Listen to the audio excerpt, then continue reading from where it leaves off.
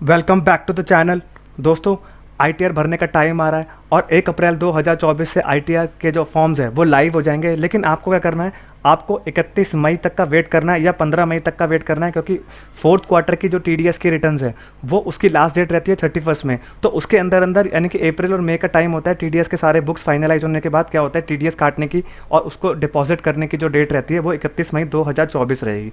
तो आपको क्या करना है, आपको जब आईटीआर भरना है वो आपको करना है जून में भरना है या मई एंड में अपना स्टार्ट करना है आईटीआर का डेटा कलेक्ट करना और भरना। क्योंकि क्या होता है, आपके एआईएस और आपके जो टीआईएस है वो क्या होंगे, वो 31 मई तक सारे के सारे अपडेट हो जाएंगे और आपके जो सारी इन्फॉर्मेशन है वो सारी करेक्टली आ जाएंगे। तो दोस्तों, आप क्या करेंगे, जो नॉन ऑडिटेड केस है उनको क्या है कि उनकी लास्ट डेट रहती है 31 जुलाई और जो ऑडिट वाले रहते हैं उनकी रहती है 30 सितंबर और ऑडिट की डेट होती है और आईटीआर फाइलिंग की जो डेट होती है वो 31 अक्टूबर रहती है। तो दोस्तों, इनकम टैक्स डिपार्टमेंट ने काफ़ी चेंजेस किए थे लास्ट ईयर असेसमेंट है 24-25 के लिए। और उन्होंने क्या करा, एक सेक्शन होता है कि प्रेजम्पटिव टैक्सेशन। प्रेजम्पटिव टैक्सेशन क्या होता है, अब उनके उसके अंदर 3 चीज़ें आती हैं सेक्शन।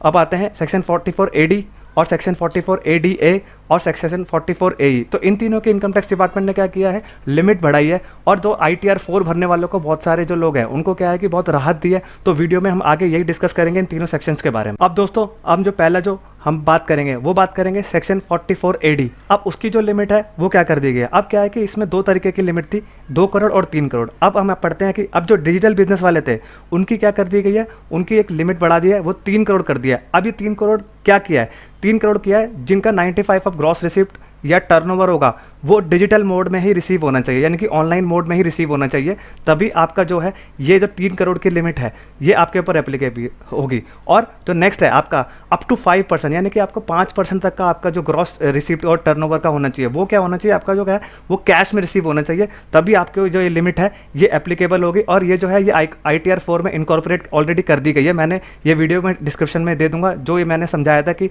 जो कैश रिसिप्ट का कॉलम है वो ITR में कैसे दिखाया गया है। अब नोट क्या है, नोट है कि जो नॉन अकाउंट पे चेक है, एक होता है नॉर्मल चेक होता है, एक होता है अकाउंट पे चेक। अकाउंट पे चेक का मतलब होता है कि आप इस पार्टी को इतना पेमेंट कर रहे हैं, तो और एक नॉर्मल चेक होता है कि आप दूसरे के अकाउंट में जाकर डिपॉजिट कर देते हैं। तो जो नॉन अकाउंट पे चेक होगा जिस पे डबल वो नहीं होते क्रॉस, वो क्या होगा, वो कैश रिसीट में ट्रीट किया जाएगा। यानी कि जो आप चेक देंगे, चेक भी केयरफुली दीजिएगा कि भाई क्रॉस करके दिएगा, जिससे कि वो अकाउंट पे चेक बन जाए जो आपका डिजिटल मोड में काउंट हो जाए। अब नेक्स्ट आपका आता है अदर बिजनेस। अदर बिजनेस की जो लिमिट थी वो पुरानी थी, जो 2 करोड़ तक की लिमिट थी और जो सेम पुरानी की पुरानी थी वही रहेगी। अब क्या है कि प्रॉफिट लिमिट दोनों में क्या रहेगा कि जो डिजिटल रिसिप्ट होंगे उनका क्या रहेगा, मिनिमम 6% ऑफ टर्नओवर और ग्रॉस रिसिप्ट, यानी कि 6% आपको डिक्लेयर करना पड़ेगा। जो आपको डिजिटल मोड से यानी कि रिसिप्ट होगा तो आपको उसका 6% डिक्लेयर करना पड़ेगा। और कैश रिसिप्ट में क्या होगा, आपको 8% मिनिमम प्रॉफिट तो ग्रॉस रिसिप्ट का डिक्लेयर करना ही करना है। तो दोस्तों, ये था सेक्शन 44 AD जो कि असेसमेंट 24-25 से इनकम टैक्स डिपार्टमेंट ने ये चेंजेस किए हैं,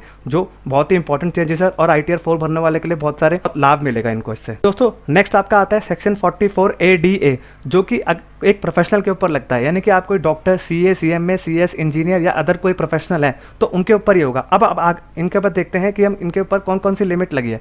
अब जो डिजिटल रिसिप्ट है वो 75 लाख कर दी जाएगी अगर आपका 95% ऑफ ग्रॉस रिसिप्ट और टर्नओवर होगा वो डिजिटल मोड में होना चाहिए। यानी कि जो आप प्रोफेशनल रिसिप्ट लेंगे वो 95% तक है वो आपको ऑनलाइन मोड में लेना पड़ेगा और 5% तक के जो रिसिप्ट होंगे वो आप कैश में ले सकते हैं। जो पुरानी सेक्शन 44 AD में जो लिमिट थी वही इनकी भी रहेगी प्रोफेशनल की। बस नेक्स्ट आपका है अदर रिसिप्ट। अदर रिसिप्ट आपका है वही 50 लाख की लिमिट रहेगी, बट इसमें जो है वो प्रॉफिट डिक्लेयर करने का आपका जो है वो परसेंटेज बढ़ जाएगा। मिनिमम आपको क्या है, एक प्रोफेशन के केस में आपको 50% है जो आपका ग्रॉस रिसिप्ट होगा या प्रोफेशनल रिसिप्ट है उसका जो है आपको 50% तक आपका प्रॉफिट डिक्लेयर करना पड़ेगा। यही जो सेक्शन 44 AD में जो चेंजेस थे जो कि 44 AD से मिलते जुलते ही थे, ये प्रोफेशनल के केस में 75 कर दिया 50 से बढ़ा करके। तो दोस्तों, यही था एक प्रोफेशनल का जो सेक्शन 44 AD में जो ITR भरेंगे, ITR 4 जो भरेंगे उनके लिए ये लिमिट एप्लीकेबल रहेगी असेसमेंट है 24-25 से। अब दोस्तों, लास्ट आपका डिस्कस करेंगे सेक्शन 44 AE जो कि लगता है गुड्स कैरेज पे। अगर कोई आप सामान ढोने का व्हीकल है आपके पास तो ये आपके ऊपर सेक्शन 44 AE लगेगा। अब इसकी क्या लिमिट है, अगर आप 10 गुड्स व्हीकल ले जाते हैं, यानी कि आपके पास 10 गुड्स व्हीकल हैं, तो आपकी जो प्रॉफिट डिक्लेरेशन की जो लिमिट होगी वो minimum 7500 plus vehicle per month, यानी कि 7500, अगर आपके पास 3 व्हीकल है तो 7500 इंटू 3 कर देंगे और 1 महीने में कितने उसके जो चक्कर लगे उसको जो मल्टीप्लाई कर लेंगे तो वो आपकी जो है वो लिमिट रहेगी। तो दोस्तों यही 3 सेक्शन थे जो कि इनकम टैक्स डिपार्टमेंट में ने असेसमेंट 24-25 में जो चेंजेस किए हैं वो मैंने आपके साथ सारे के सारे डिस्कस कर दिए। अब ये क्या है, ये जो ITR 4 भरने वाले जो लोग हैं उनके ऊपर ये लिमिट एप्लीकेबल हो जाएगी और जो मैंने तीनों डिस्कस करी है। और दोस्तों अगर ये वीडियो इन्फॉर्मेटिव लगा हो तो चैनल को लाइक, सब्सक्राइब, शेयर करिए और बेल आइकन भी प्रेस कर दीजिए, जिससे कि मैं आपके लिए ऐसे ही इन्फॉर्मेटिव वीडियोस लेके आता रहूँ और अपडेटेड वीडियोस लेके आता रहूँ, जिससे कि आपको बहुत फ़ायदा मिले। एंड दोस्तों अगर नियर फ्यूचर में मैं TDS, इनकम टैक्स, GST और टैली से रिलेटेड कोर्सेज लॉन्च करने जा रहा हूँ जो कि बहुत ही रीजनेबल एंड बहुत ही अफोर्डेबल चार्जेस में आपको अवेलेबल हो जाएंगे। Thank you very much.